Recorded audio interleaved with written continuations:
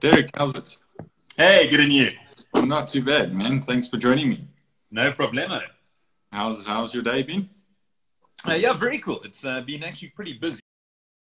Yeah, very cool. It's been actually pretty busy. I just want to set this up a bit better. No problem. There we go. Yeah, it's been pretty cool. Very busy, but otherwise pretty relaxed. Well, I haven't been able to go anywhere, as has been the case for everyone else as well. I think so. Yeah, exactly that. The guys that are traveling around should just watch themselves. But yeah, exactly that. We have to do what we have to do. Exactly. Yeah, 100%. And you're surviving the lockdown as a whole? I am. It's been interesting. I've learned a hell of a lot of new cooking techniques, and my girlfriend's been sensational in terms of cooking. Exactly. It's been really impressive. But yeah, it hasn't been too bad. The one thing I miss is my squash. I miss traveling, but I mean, we'll get around to that eventually. But yeah. Otherwise, not too bad. That's great. That's fantastic.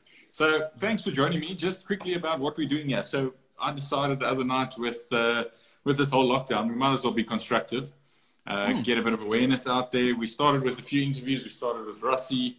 We had Python, a couple of others as well. And I thought we might as well expand it and let's go into something completely different from cricket, get a bit of awareness out there and also try and get a bit more exposure for certain people. So I thought I'd invite you on board and find out a little bit more about who you are and what you're doing and all the rest. So I'm going to dive right into it, if you don't mind, because I know you've got another appointment at 8 o'clock. So yeah, I won't keep you too long, I promise. No, please go for it. No worries. Who exactly is Derek Alberts? Where do you come from? What did you study? A little bit about you and your past. So I'm originally from PE. I was actually born in Namibia, funny enough, and born in Windhoek, and then grew up in Knysna initially, and then went to school in PE, and then went on to study. What did I study? Geez, I studied marketing at the time was UPE, which is now NMMU. NMMU, yeah. Yeah, but a lot of people ask, how did I get into the broadcasting game? And when I was in matric, it's quite a bizarre story. So there used to be a show on Mnet called Live at 5, hosted by John Vlismus and Candace Durman, I think her name was. I remember. Yeah. And they had this competition where they looked for the look of the millennium. I was in matric at the time in 99, so it was on the cusp of the turn of the millennium. And I entered it. I sent through a couple of photos, and I ended up winning the thing, which was pretty cool. Okay. And so I came through to Johannesburg and I was on live television. So we had the semi-finals. It was myself and a couple of other guys and girls. And then we had the final and I won it. And the prizes were insane. I won a car and a host of other things. And one of the things that I won was a trip to Mauritius, a cruise. Okay. So Sure. a couple of months later, finished my trick. I go on this cruise and I make a bunch of friends on the ship. And one of the friends that I make is a guy by the name of Gareth Cliff, who at the time was, I think, doing Graveyard at 702. And there was a host of us who became quite close on board. And I remember Gareth being of the quietest of the lot. And I was up all night enjoying myself. I was having a big party on the ship. His cousin and I got in very well, Nick. And when we came back, I slowly started to notice Gareth's rapid rise to fame. So from 702, he became breakfast jock, and then he moved over to fun. And I remember thinking, geez, if he can do it, not anyone can, but I'm sure that other people can. I've got the capacity to do something like that, because he was so quiet and reserved almost. And from there, I joined the Varsity radio station. And yeah, the rest is history. That's how I got into broadcasting. Fantastic. That's awesome. Gradual story there. Bumping shoulders with the guys at a young age, and then obviously carrying through your friendships to where we are today. I think it's 20 years later. Yeah. So yeah, that's amazing, and that's relationships and business. That's how it goes, Fantastic. What sport did you play at varsity, if I may ask? No, so my big sport was rugby. I played rugby till varsity days, and that was actually my big thing. Funny enough, I actually wanted to be a professional rugby player, and in school, I think I played I didn't make Craven Week, so I played EP Southern Zone or something. And I mean, I realized you kind of have an idea when you're not going to make it. And I think then it dawned on me my ideals were a little bit more bigger than my reality. And so that's also another way that I got into what I got. So through that funny competition that I entered on Mnet, I got into modeling. So I did a lot of modeling, and my agents at the time said, well, look, you can do one or the other. You can play rugby or you can model. And I said, well, I don't really want to do the latter. The money's quite cool, but it's not really for me. And I'll never forget, actually, when one of the things when we had through that competition that I won, one of the prizes was a photo shoot with SL Magazine at the time, which was Student Life magazine. And I'll never, ever forget, it was the opening day. The shoot coincided with the opening match of the 99 Rugby World Cup, which was Wales, the hosts, up against Argentina. And I think the match was scheduled to start around 4 in the afternoon. So our photo shoot was at 9 a.m. And I thought, oh, that's amazing. It was in Cape Town. And I thought, this is fantastic. I'll have plenty of time to wrap up the silly photo shoot, and then off I go to watch rugby at some pub in Cape Town.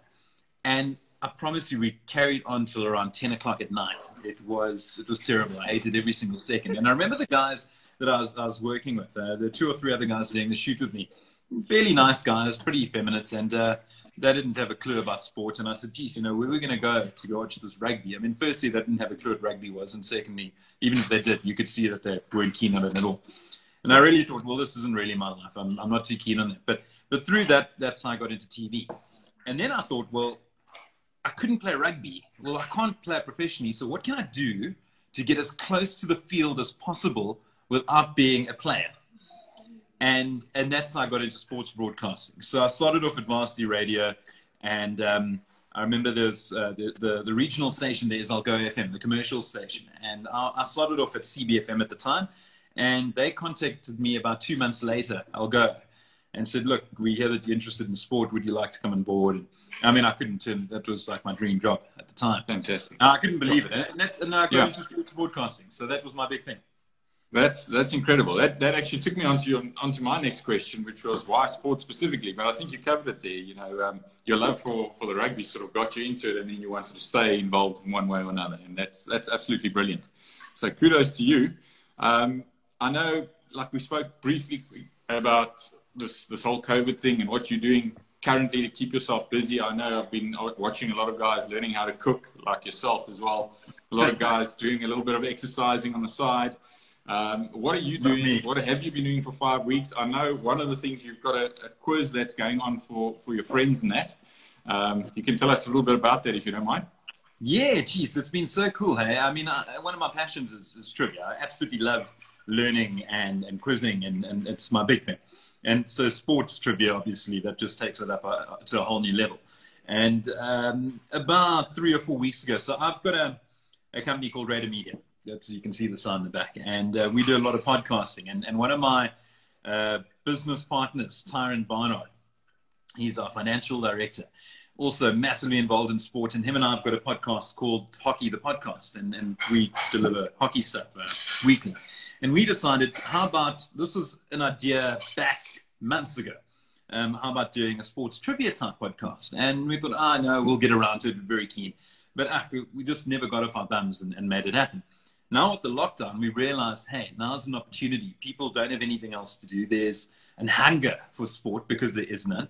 Let's try it out. So we first tried it out with our friends, and we did it for 2 weeks, and they absolutely loved it. And initially it was going to be about an hour and a half long or something like that. And it went on for 3-4 hours, partly due to our ignorance in terms of how long it would take. And secondly, because the guys just absolutely loved it. So then we decided, well, let's open this up to the public. And we called it the Lockdown Sports Quiz. Put it out to the public on Twitter, and people bit immediately. And we started off fairly low key. We just wanted to test the waters. And yeah, the reception was amazing. And last week was our second one. We had you on as a guest. We had Rassie van der Dussen, Chris Morris, a host of Proteas players. Chris Morris, Python van Bouillon, who was your guest the other day. We also had a Springbok and Warren Whiteley. We had another Rassie and Rassie Peterson, who's a goalkeeper for the hockey side. And Warren's team ended up going on to win the thing, which was amazing. They were team silver. Your team, Team Gold, were atrocious, and you get stone lost. You shouldn't say that too loud, but We struggled. I won't lie. It wasn't exactly what we thought. We thought you're going to ask who won the Premier League, things like that. And when we heard that you were asking questions from a few years back, we lost it. Lost the plot completely. But it was great fun. I won't lie. It was really incredible. Cheers. Thank you. Yeah. So we're looking to join you soon, I hope, and hopefully you guys have huge success in that, and I'm sure you will. Yeah, thanks. I mean, look, it's a complete passion project, and it was more just the labor of love than anything else. And mostly it was to keep our friends entertained. That's it, yeah. And it's amazing the response that we've had, because it's not just about, like, there are prizes involved, but I mean, they're small. Well, Apex Gaming, they come along with amazing prizes, so thank you very much. But, yeah. I mean, I promise you, that is completely secondary to the experience. I mean, in fact, I still haven't delivered the prizes to last week's winners. And I inquired about it the other day, and they're like, "Oh yeah, no, we'll get around to that." You know, they want it. But so the nicest thing about it is that, and I've had a lot of people get hold of me afterwards, is that now, given this dearth of sport, because there's no sport, you end up not talking about sport because there's no reason to. And Correct. Suddenly, with this quiz, suddenly they're going, "It's so amazing to speak about sport again," because suddenly you fall into this lull where it just becomes the norm, where a world without sport means a conversation about sport, and it just goes on and on and on. So 100%. Yeah, it's been encouraging. It's been nice to see the following. Unbelievable. You've done good work there, and let's hope maybe it blossoms into something absolutely massive. Maybe it's broadcast on SuperSport. We don't know. Well, that's the idea. I won't lie. We have been in talks. So fantastic. With various players, and yeah, the idea is that to take it past the lockdown stage, and now it's just going to continue. And we want to say, I mean, our hashtag, we went big today because the response from last night's episode was actually phenomenal. So on Twitter today, if you had to search the hashtag lockdown sports quiz, it was just a plethora of tweets. Guys are jumping back and forth. We had Janelle Zavillius join us last night. Dakar I saw, yeah. And the guys have been amazed. So we said Tuesdays will never be the same. So that's our new take on it. So Tuesday night is sports trivia night. Brilliant, brilliant. Good initiative. Well done to that. Cheers. Sure, thanks. Let's talk Radar Media quickly. You are obviously one of the directors of the company, or owners, or however you want to call it. Well, how does it exactly work? What do you all exactly do, and how does it tie in with SuperSport? Obviously, when guys tune into SuperSport, they hear your voice. You're pretty much the voice of SuperSport. So how does that all tie together? So Radar is a company that my good friend and business partner started about 3 years ago. It's actually in the name. So DER, I'm the Der in Radar, Derek, and Ray is Raymond. So Raymond Haps. So we started it about 3 years ago, and it's mainly a production company, but to do a sport. So a lot of the things we do, we syndicate via SuperSport. I'm very lucky to work for SuperSport. And for instance, when we go and cover the Dakar, it's a show that we produce with Radar, and then we syndicate it via SuperSport. And yeah, I mean, our big thing is just we've got two massive loves in life, myself and Ray, and that's traveling and sport. So we thought, well, let's merge the two. And we're very lucky to have had very good partners involved as well, in the form of the Titans cricket team. We worked with CSA now as well. We had one of our camera guys over in Australia for the Women's World T20. So it's content creation, but taking it to a whole new level. I mean, we enjoy telling the story. I mean, our thing is, our tagline is, we're storytellers. So yeah, that's what we like to do. And then ideally, when it comes to sport. So at this time, it's a little quiet, hence why we're doing everything in-house. But it's been great. It really has been. And one of our big pushes at the moment, especially given the lockdown, is podcasts. So we've got, I think, now 5 products that's under our banner. I do host a couple of them, and then we've had Daniel Gallen join us now as well, who's a very well-known cricket journalist. He's based in the UK, originally from South Africa. He released 2 last week via Radar, and I see tomorrow he's going to have one with Fudgy, Farhan Bardeen. So that's coming through as well. Yeah, so we're growing the brand, and I think podcast is pretty much our main focus at the moment during the lockdown, and yeah, we're really enjoying it. Definitely. You're keeping yourself quite busy by the sounds of it. So you guys focus a lot on also, well, all sorts of sports, smaller sports, specifically hockey, netball. You were in Botswana the other day for the Cancer Zone Swimming Champs. You do the Dakar, obviously. What other events are you doing? And obviously beside of the big 3? No, anything and everything. Anyone that will really take us. So, yeah, I mean, we're constantly in discussions with possible clients who want to expand their horizons. And first and foremost, though, is our commitment to super sports. So, whatever we do, we always try and look to leverage the two together and try and make that happen.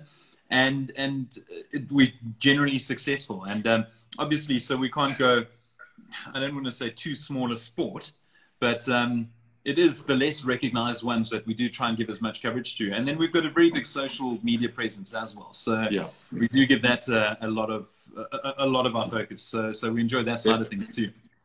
Definitely. So in your personal opinion, how important is it for these smaller sports, call it smaller sports, for exposure for them around the world? Do you think it's massive, or because you don't really get to see much of the hockey and stuff like that on national TV?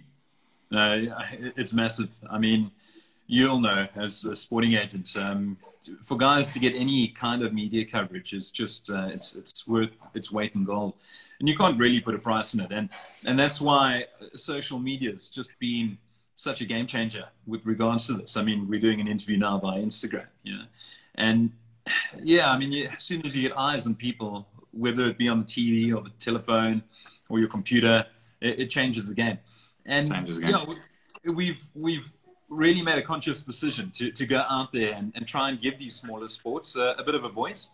You mentioned hockey, so yeah, hockey is one of our big pushes. So I mean, Tyron, he's extremely involved with hockey, my colleague, and he really wanted to give them a voice. And you know, I think it's every week. We record every Thursday, and it's usually 2 to 3 interviews every Thursday. I mean, last week we had Peter Coetzee, who is the world record holder in goals scored in women's hockey. You know, you don't really get a much bigger name than that. That will be aired shortly, and it's amazing because you know, you've got someone like Peter Coetzee, who everyone knows, despite being a smaller sport. And yet she absolutely was blown away by the coverage we gave. It was like an hour-long podcast. I mean, of course, I said, you know, Pity, it's embarrassing. We should be giving you 2-3 hours. We should give you a show. And she said, geez, and she's in the States at the moment. She goes, you don't understand. I mean, the coverage is little to none when it comes to hockey. And hockey is one of the biggest sports, you know, if you think in South Africa in terms of what people play. It is. So as you filter down, and the smaller the sport, geez, much smaller the media coverage. So yeah, we do try and give a voice to them. Definitely. Yeah, I think that's massive, and you guys are doing great things there. So again, long may that continue, and let's hope if we can help in any way, please let us know. We're trying to grow our brand as well and trying to get exposure around the country and around the world. But I'll tell you about that over a cup of coffee one day anyway. The state of cricket in South Africa. What do you think it is? Is it in a good place? Yeah, what's your thoughts behind it? I think it's in a far better place than it was a couple of months ago. And interesting time that we're chatting about it, because 2 days ago I had a long interview with Jacques Faure, who is the now acting CEO of Cricket South Africa. And Jacques and I go back many, many years, and Jacques moved over there from the Titans. So Titans were one of our first clients, and traveled a bit with them, and Jacques specifically. So last year we were in Namibia and Abu Dhabi as part of the Titans pre-season tours. And Jacques I got to know very, very well. And he's an amazing guy. And remember, he's filled this role before back in 2012, very much on the interim. And I remember asking him in the window between then and now, on one of the tours. And I said, you know, would you ever fill the role again for CSA? And he goes, no, there's absolutely no way. It's not in its current state. He goes, it's hard work. You know, you've got to put out a lot of fires. And, you know, during the whole reshuffle of the previous regime, Tabang being suspended, etc., there was really only one man for the job. And it was Jacques. And they went after him and they said, listen, please come. We need you to fix this mess. And yeah, I think he was trepidatious, but he went in and he's done an exceptional job. And geez, I mean, how's that? He comes in to put out one massive fire, and he's met by another rampaging one behind him in the form of COVID-19. And you can hear, he said it's a massive struggle. You know, if this goes past August, then they're going to be really under pressure in terms of payments, etc., for their players. 100%. But yeah, with Jacques at the helm at the top, a great coaching clientele in Mark Boucher, as well as Enoch. And I think Enoch is a fantastic coach in his own right. Brilliant. I mean, we saw what he proved over at the MSL. And yeah, Graham Smith, our director of cricket, I think it can only get better with some very big names up top. And yeah, I think it's in a great space. Definitely. I think the world's watching, which is quite exciting. And that's how we landed this India series for August. So we've got some good things on the horizon. Let's hope this pandemic subsides a little bit. Oh, jumping on to, I think you'll be able to give us more insights into this, being in the media world, following everything that's going around, and obviously doing a lot of research. I know you put a lot of time into it. How do you think the world is going to recover from this around sport? How's the sports? Yeah, regarding sport, how's this going to all be recovered? How are we going to get back to normality? Are they going to just end up playing football and cricket and rugby behind closed doors, or do you see a silver lining at the end of it all? Yeah, there has to be a silver lining. If there is none, then we might as well just give up now. So it's completely uncharted waters. I mean, our generation has never experienced anything like this. You could never, I mean, we constantly talk about it. We're having dinner the other night, and my girlfriend and I, and we said, you know, imagine someone told us 2-3 months ago, hey, this is going to happen by March next year. Well, by March, there's going to be no sport. You're not going to be allowed to leave the house. Everywhere's going to be closed down, and this will just carry on for months. I mean, he said, you're mad. It's impossible. It's the 21st century. That doesn't happen. And yes, so no one knows how to deal with this. And it's amazing when sports bodies, they come out, they say, oh no, they've given themselves till the 1st of May, for instance, to return. I mean, that's a complete thumbsuck. Like we saw with the EPL, Premier League. And the initial date, I think it was mid-April, if I'm not mistaken. And they said, no, we'll relook it. And I mean, it was they had no idea. They just said, well, let's just think of a date. I mean, it had nothing to do with science, nothing to do with facts. And that's the way things are going at the moment. Because, I mean, the sports bodies can say whatever they want. But if you've got a government, say, like South Africa, who says, well, you can't, actually, sorry, because we're going to level 4, that means no organized sport. Then there's none. You can think of whatever date you want. So, yeah, I don't know how it's going to recover, but it will. I mean, especially in South Africa. I mean, we're pretty hardy people, and it has to. Yeah, I mean, look, there's far smarter people than me that are in charge of things like this. So they'll be able to put plans in place and ensure that sport can continue. And then if it means being played behind closed doors, then so be it. Not now, eventually. And that's what it looks like this India series is going to be like. But and remember, in this day and age, the ticket prices, you'll know as well as I do, ticket prices make for a tiny percentage of the profits that sports organizations get. If anything, they don't even count that. It's more an impact to the host venue who are hosting. Obviously, the stadium take a big hit. But it's the broadcasting rights, it's the catering, et cetera, et cetera, et cetera. So I think it's gonna be behind closed doors for a while, and that's across the board in terms of sport. When it will end, I mean, well, yeah, how long's a piece of string? You know, we have no idea. 100% correct. So we'll have to just play it by ear, wait and see. What other businesses are you dabbling in? I know you've got an active mind, and I know you're hell of a busy, but there's got to be some other things that you're dabbling in, or business ideas that you're playing with. So what's on the horizon for you? Yeah, we've got quite a few business ideas. A lot of it is funneled through Raider Media. Not that it's some dodgy business, but I mean, most of my business interests come via sports. So it's just the perfect way to make things happen. I enjoy writing. I actually love writing. Unfortunately, I haven't got around to continuing it, but my daughter who's downstairs, Ashley, I was in the process of writing a series of books. And then that's been put on hold. So she's the title character called Adventure Ashley. And it's about her adventures around the world. So, and it's got to be in countries that I've been to, because I absolutely love traveling. And she unfortunately hasn't been there yet. But the idea is that we write them together. So I'd like to get ideas from her. So she'll give me characters' names, etc. And the very first one is her adventure around South Africa. And what happens is the colors of the Springbok flag go missing. So she has to go and find the colors. And for instance, one of the ones is she ends up meeting Siya Kolisi.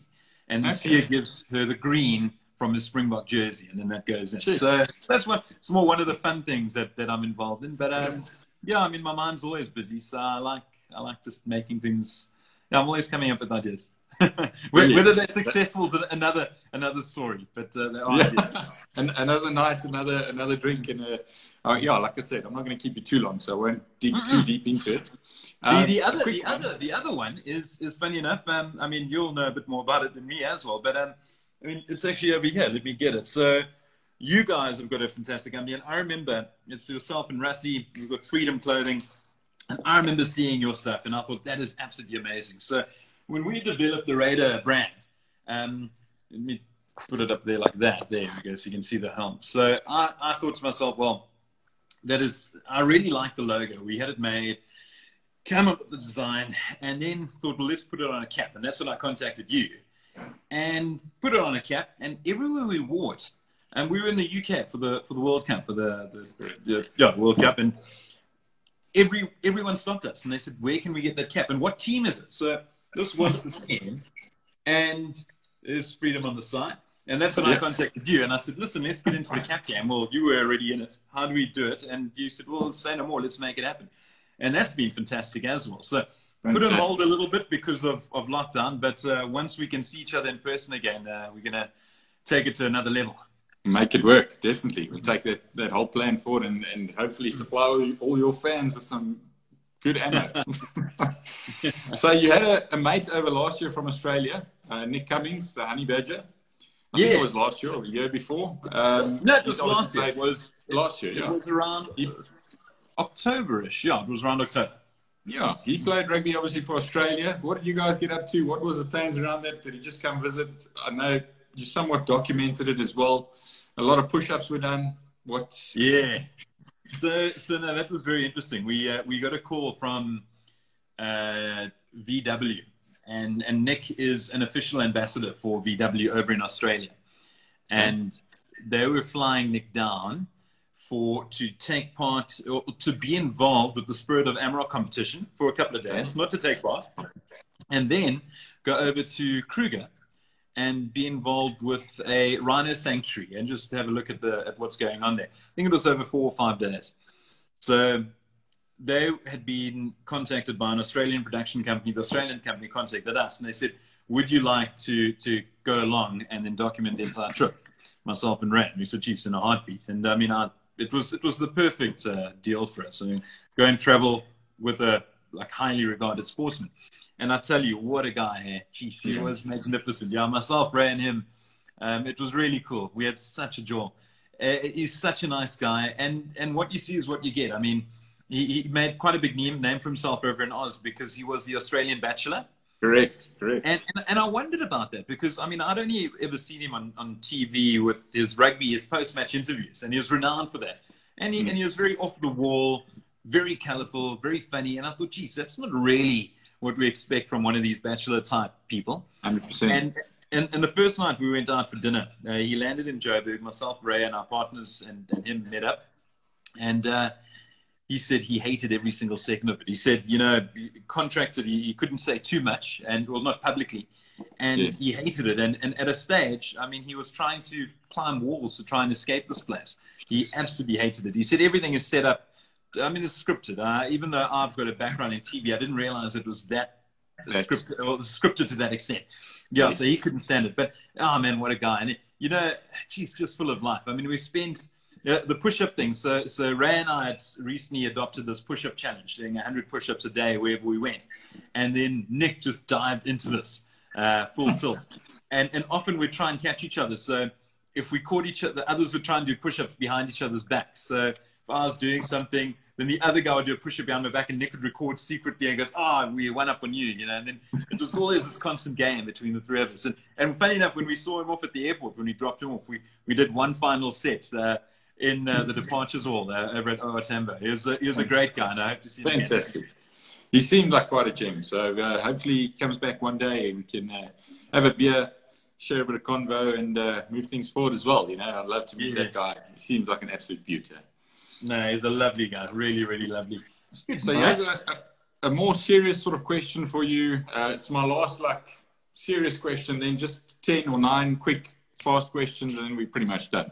Cool. So what common characteristics of successful sports people have you worked with? Or what's a common characteristic? Geez, a will to win. A will to win. And yeah, and it amazes me. They get upset, like they're sore losers, and it sounds bad, but I always wonder about that. Like, they don't take losing well.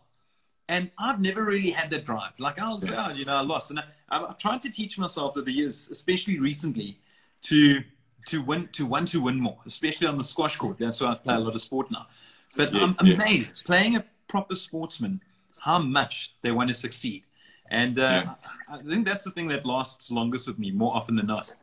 That's interesting. Very, very interesting. You would actually think it would be something like the amount of time they put into training or something like that. But that's a completely different angle, and I quite like that. Yeah, I think, I mean, they probably work hand in hand, and probably the training is a reason because they want to win more, you know? So if I don't train, I'm not going to win more. So I'm just always amazed. And I'm in the company, and we play, it doesn't matter what the sport is. We could be playing chess. You can see they take it personally if they lose. 100%. Well, I guess that's a good characteristic to have. So just keep it in mind, guys that we work with, and hopefully we can produce some more franchise cricketers, international cricketers, and keep going. Definitely. We just drive that little fight to win more. I think that's important. Okay, so last one. 9 fast questions, 1-word answers, or your shortest version of an answer. Easy as. Cricket or rugby? Rugby. Burger or pizza? Burger. Go-to drink? Red wine. Okay, all right. Favorite country to travel to? Argentina. Okay, never been there. It's actually on the bucket list. So, yeah, good one. Best holiday destination?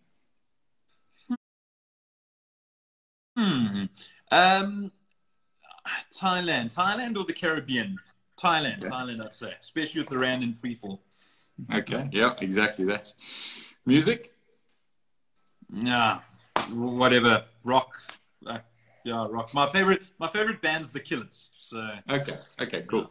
Happy. Type of movie? Your favorite movie? I actually watched it the other day. Goodfellas. Great movie. Fantastic. Pulp A good day with the lads. Sorry? Pulp Fiction and Goodfellas, my two favorites. Yeah, Pulp Fiction's also a goodie. So, a good day with the lads or with your mates, or a great article to cover? A great article to cover. Yeah. Or great. You know, I'm gonna be bad. I'm gonna say both because I'm in a position where I can do that. So correct. You actually are. Yeah. So I can take. I mean, often I do this. So rugby matches, for instance, or cricket games. I'm very lucky in that I'll organise a pre-cricket or pre-rugby lunch or something with a former sports personality. I'll bring all my friends with to that, and then afterwards we go to the game. So 100%. I'm going to what do a day that. that must be. And then the absolute last one: who's your favourite current sportsman of all sports? So it doesn't necessarily need to focus on rugby or hockey or anything like that. Yes, I'm going to be so biased. Yeah. Man, that's a toughie. I want to say Rassie van der Dussen, and I mean, I know he's just been so accommodating with me, and he's been amazing.